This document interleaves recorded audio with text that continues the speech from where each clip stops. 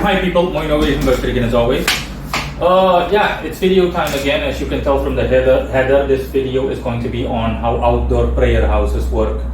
I'm going to read from my article. I wrote an article about this, and this video is also going to be embedded in that article. But I'll read from it first, and then I'll take things from there. Yeah, let me say how outdoor prayer houses work. Some of you might have heard of prayer houses that people have outdoors in general. Well, they're just that, shrines or temples to spirits that they petition or work with. Of course, it all depends on where in the world we're talking about. Thai prayer houses, for example, so prayer houses from Thailand, or like open air, quote unquote, freelance style temples where people can make offerings and whatnot. The theory behind the aforementioned is that they attract spirits that will gorge itself on the offerings and subsequently help or aid the person or persons that made the offering or offerings the way they would like to or intended. Indian temples with flags are generally speaking outdoor by coincidence. They serve the same purpose as indoor ones and are devoted to one or more deities. Usually multiple flags of different colors indicate different deities. I know because I have this locally as well. Almost every Indian household has like an outdoor temple, an open air temple to one of their gods or a multitude of gods, and they have their different freaking flags and whatnot. People that watch my recreational videos will see on my second channel, MC Ravenberg. I think you might have seen it by coincidence in the background, in maybe one or two videos. That's it, by sheer coincidence. Since the majority domestically, yeah, I think the majority, or at least half of the population statistically, is Indian, so Hindu by nature. A lot of them have this, a lot of them carry out and on this tradition. Next, I'll be explaining why these in general, especially the first one given as an example, are not the best in the way of ideas. 1. You don't know which spirit you're attracting and therefore is working on your behalf. 2. You don't know what that spirit's motivations are. 3. You don't have a personal rapport with the spirit, no bond, even at a basic level. And it just goes on. Problem is that using these houses is impractical because it's too freestylish. Similar to leaving a tip or tips to the help or personnel in a restaurant and hoping one of them will serve you well without them knowing who the generous individual in question is. That's what it's like, essentially. And now I'm going to elaborate on my own article. Especially in Eastern cultures, in Asia, you'll find these. In India, in Thailand, you have outdoor prayer houses, and what people do, it's almost like a collection plate, but the occult variety or occult version thereof, the spiritual version or spirit version thereof. They simply have prayer houses. It doesn't matter whether it's specifically one household that has them or it's just like a public prayer house.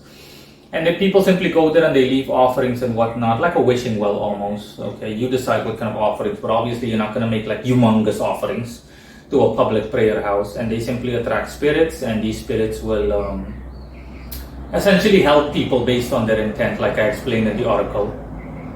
And I also explained how impractical it is because generally speaking, again, like I said in my article, you don't know which spirit, is specifically going to help you, what his or her or its nature is, affiliation, motivations and whatnot. If you're, it's like throwing a coin in a wishing well or giving money to,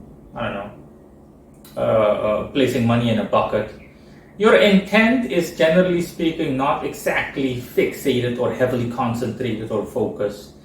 You more have a thingy along the lines of, a mentality along the lines of, yeah, let me just put something in the bucket, let me just help the poor, you name it, it just goes on and on and on. Your intent isn't strong. And it's the same thing with these situations. These spirits will help you in general because they know who put it, obviously, who put the offerings there, or they can at least trace it back to your location or to you specifically, regardless of where you are. But it's, again, impractical. It's impractical because for other than the reasons I mentioned. Again, don't expect a lot, obviously, in the way of results because again, the aforementioned, okay, it's not, your intent isn't heavily fixated and focused, so you have a meh kind of personality, and the spirit that is going to help you is also going to be like, meh, yeah, this guy gave me a tip, let me also give him a tip, here you go, some energy, and that's it.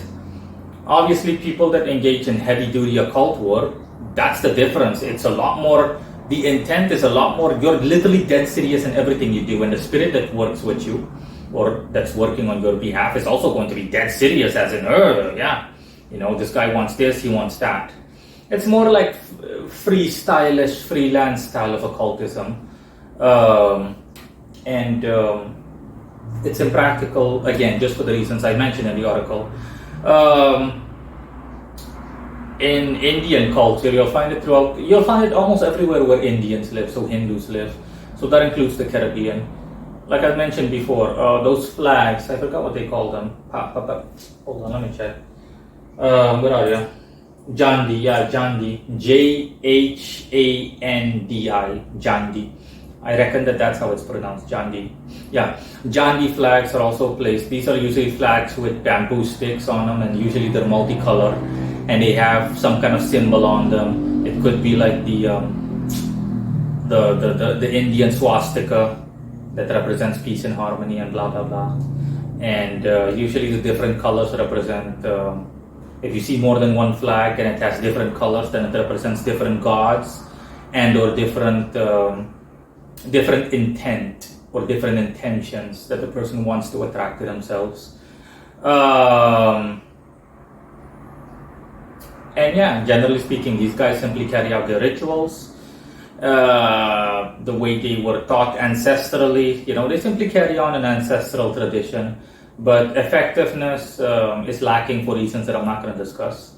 But yeah, I already gave you guys the general reasons, okay, in reference to what I said a couple of minutes ago. Okay, this is not intent-based, heavily concentrated spirit work. This is more like it's like going to church, you know. You just go, you think you're going to say a couple of Hail Marys and then what, God is going to help you and you're immediately, all of your life's problems and issues and dilemmas will be solved. No, it doesn't work that way, obviously. Based on effort alone, you don't have to expect a lot. You give what you give is what you get. That's a general rule of thumb. But yeah, in relation to these prayer houses, yeah, that's how they operate. And that's why it is definitely not a good idea in general. I'm not saying to anybody that wants to do this, if you want to do it, you like it, then by all means have at it. Doesn't matter where you are in the world or whom you are. But again, if you expect devastatingly serious results, don't bother with it. Let me see, what was I going to say again? Yeah, if you're asking or wondering what kind of spirits, generally speaking, these things attract, these houses attract, generally speaking, they're nature spirits, because, you know, common sense tells you, usually these prayer houses are placed outdoor or in an outdoor setting, in a garden variety setting. So you can expect it to attract either elemental spirits at best, but yeah, elementals in general will not bother with that. Elementals are way too higher up, too high level. Samael even is telling me that, my beloved Lord Samael. And the other reason is also that, you know, you're in an outdoor setting, so you're going to attract by default nature spirits that are either drifters or similar, or one or two lucrative spirits. They view it as, it's like a free buffet, on a quote unquote free buffet. They view it as a source of energy, a regular frequent source of energy, where people, it's like a depot where they can simply pick up energy or offerings that equal energy to them. And of course, they're going to, by cosmic law, they're bound to essentially help you out, because some people might also say, hey, Moreno, what's to prevent a spirit from literally just taking the energy like a thief and then running off with it, so to speak? That is true, but generally speaking, based on the offerer's intent, so the person that placed the offering or who placed the offering, based on intent alone, okay, spirits are bound by cosmic law, regardless of which spirits these are. Or what kind of spirits are attracted to these houses, or what kind of spirits these houses attract. They're bound by cosmic law in general, cosmic law to simply keep up or hold up their end of the bargain. They're going to simply, you know, give you what's due because they are forced to do so universally. And for the rest, I'm sorry if it seems my mind is just a little all over the place. It's just work in general. In any case, and yeah, that's essentially it. But don't expect a lot, you know. The same way that these spirits, obviously, since it's energy and it's good energy, it's not a lot. Again, it's like hosting a free buffet for me and then expecting me to help you finance a new car you want to buy. No. The free buffet isn't worth it. The free buffet is a nice gesture, but nowhere near anything that warrants expecting such a heavy favor from me. No. And yeah, that's essentially it. Give the article a read if you want. I already recited the article, so yeah, not really necessary. But if you just want to have a gander at it or share it, you're more than welcome to go ahead. Oh yeah, last but not least, if you guys are interested, check this out. At the end screen of this video, I'm going to link, also in the description of this video, I'm going to link. I remember I'm going to link something. I still have that video. It's public. Yeah, it's a public video. It's a public video. It dates all the way back to 2018. When I lived in 2018, back in 2018, I lived in a house, and the owner resides in the Netherlands, and he was an Indian guy, like so many of these guys. You've got several of these types here. And the guy also had he had a prayer house, an outdoor prayer house set up.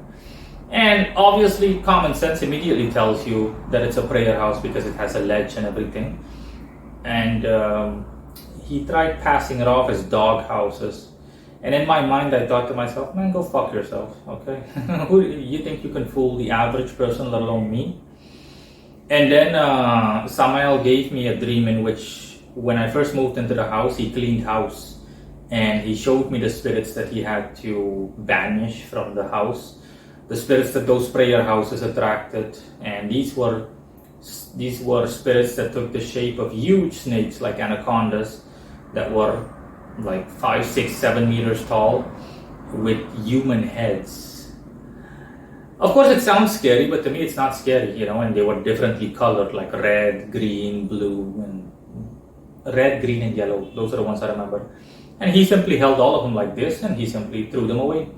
You know, he's literally just banished them when I moved into the house. And he only showed me that half a year after I had moved into the house. Because it's not important to me, you know, it's not a big deal. He simply showed me, you know, this is what time it was. I simply didn't show you. I'm simply showing you for good measure's sake, just so that, just for good measure's sake, and it also in hindsight makes for an interesting story. People that follow me, long-time followers, might remember what I'm saying right now, the story that I'm telling you guys right now.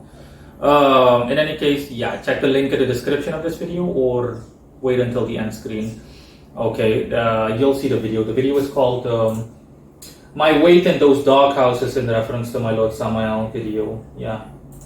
It's a short video that's only 2.5 minutes long, 2 minutes and 30 seconds long. You can ignore my weight. I simply discuss what Samael did to me and what did for me in terms of increasing my weight and whatnot. But in that video, I still lived in that house. It was 2018, obviously, like I said earlier, and I simply show people. It's nighttime, so you can't see things completely clear, but I show people what those quote-unquote dog houses were like.